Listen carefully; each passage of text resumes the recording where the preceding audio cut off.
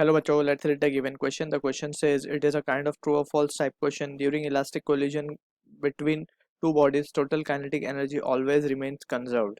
So हमें बताना है whether the given statement is true or false. So about inelastic and elastic collision we can say, सबसे पहले थोड़ी सी बात इलास्टिक कोलिजन के बारे में कर लेते हैं. So let's try to visualise it. और हम यहाँ पे बात करेंगे perfectly elastic and perfectly inelastic collision, right? Perfectly elastic collision. So these are a few important points that we need to remember. Let's say we have two bodies. एक body चल रही है u1 स्पीड से, दूसरी body चल रही है u2 speed से, एंड वी नो कि u1 should be greater than u2 for collision to take place, right? अब यहाँ पे क्या होगा, when the body collide, so कुछ डिफॉर्मेशन होगा in the shape of the body, and during the deformation phase, ये जो है हमारा इट इज डिफॉर्मेशन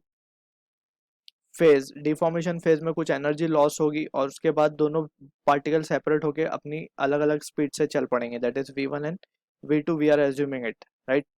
सो यहाँ पे वी कैन सी पूरे सिस्टम की अगर हम बात करें, that is before collision, during deformation and after collision. So in this phenomena, पूरे प्रोसेस में we can say momentum remains conserved.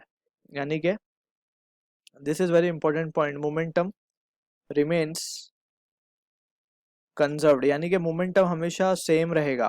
System की बात कर रहे हैं हम, not an individual particle. Individual particle का तो बदल रहा है मोमेंटम, लेकिन फॉर अ सिस्टम, ये दोनों पार्टिकल का एक सिस्टम अगर हम ले, ये दोनों पार्टिकल का एक सिस्टम ले, और डिफॉर्मेशन में हम पूरे पार्टिकल को एक सिस्टम माने, सो वी कैन से कि जो मोमेंटम होगा वो हमेशा कंजर्व्ड होगा. और ये कब अचीव होता है? जब एक्सटर्नल फोर्स सिस्टम पे जीरो हो. This is a very important condition.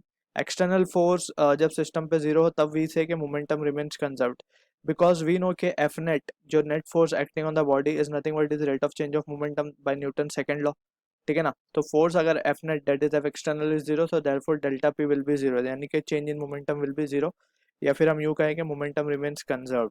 अब यहाँ पे अगर हम देखें, सो यहाँ पे तो before collision no external force is acting, so we can say momentum is conserved. after collision भी no force external is acting, so हम कह सकते हैं momentum is conserved. लेकिन यहाँ पे अगर हम बात करें, so there will be normal reaction on this body and equal and opposite reaction on this body as well. so यहाँ पे भी हम देख सकते हैं net momentum will be zero only, right? so sorry, net force will be zero only, and therefore we can say momentum will be conserved throughout.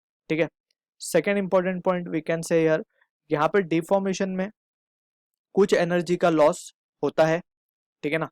And after that पूरी तरीके से एनर्जी रीगेन नहीं हो पाती इन दिस सिचुएशन. ये है हमारा phase of reformation. इसमें पूरी तरीके से एनर्जी रिस्टोर नहीं हो पाती, कुछ एनर्जी तो लूज होती ही है, लेकिन फॉर आइडियल कंडीशन हम क्या मान लेते हैं, kinetic energy is equals to kinetic energy final. लेकिन ये थ्रू आउट हम नहीं मान रहे कि ड्यूरिंग डिफॉर्मेशन कुछ एनर्जी लूज हुई है, लेकिन फाइनल और इनिशियल सेम है. ठीक है? सो यहाँ पे थ्रू आउट कंजर्वेशन हम नहीं कह सकते. So this is about the perfectly elastic collision. अब हम बात करते हैं इन इलास्टिक की. सो इन इलास्टिक के लिए हम क्या कह सकते हैं? परफेक्टली इन इलास्टिक, जो कि हमारा क्वेश्चन है, इसको भी हम समझते हैं. इन इलास्टिक में let's say we have two bodies, एक चल रहा है u1 स्पीड से, दूसरा चल रहा है u2 स्पीड से, दोनों के अंदर कोलिजन हुई, एंड फाइनली यही पार्टिकल एक कॉमन स्पीड से चल पड़े v. ठीक है ना? अब यहाँ पे वी नीड टू अंडरस्टैंड कि यहाँ पे सेपरेशन हुआ ही नहीं, यहाँ पे जस्ट डिफॉर्मेशन हुआ और रह गया, और पार्टिकल स्टिक कर गए एक दूसरे से, और फाइनली वो एक ही स्पीड से, कॉमन स्पीड से चल पड़े v. ऑलराइट, सो यहाँ पे जस्ट बिफोर कोलिजन का फिनोमिना है और डिफॉर्मेशन का फिनोमिना है. तो यहाँ पे भी वी कैन से कि जो नेट फोर्स है on the system before collision and during collision is the same, यानी कि मोमेंटम यहाँ पे भी कंजर्व रहेगा. फर्स्ट इंपॉर्टेंट पॉइंट, मोमेंटम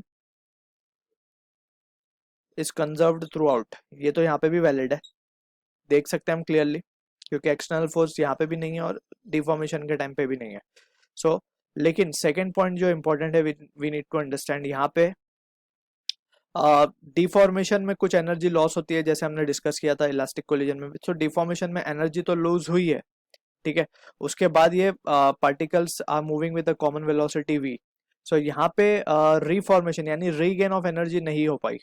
ठीक है? सो एनर्जी लॉस हुई है. So we can clearly see from this के kinetic energy initial will be greater than kinetic energy final. This is again we are talking about perfectly inelastic collision. So this is the two important point regarding inelastic collision that we need to keep in mind. अब इसी चीज के base पे अगर हम question को देखें, so we have been given that during inelastic collision between two bodies total kinetic energy always remains conserved, so this statement is what? False. Momentum conserve रहता है throughout, not the kinetic energy. So I hope you understood the solution. All the best.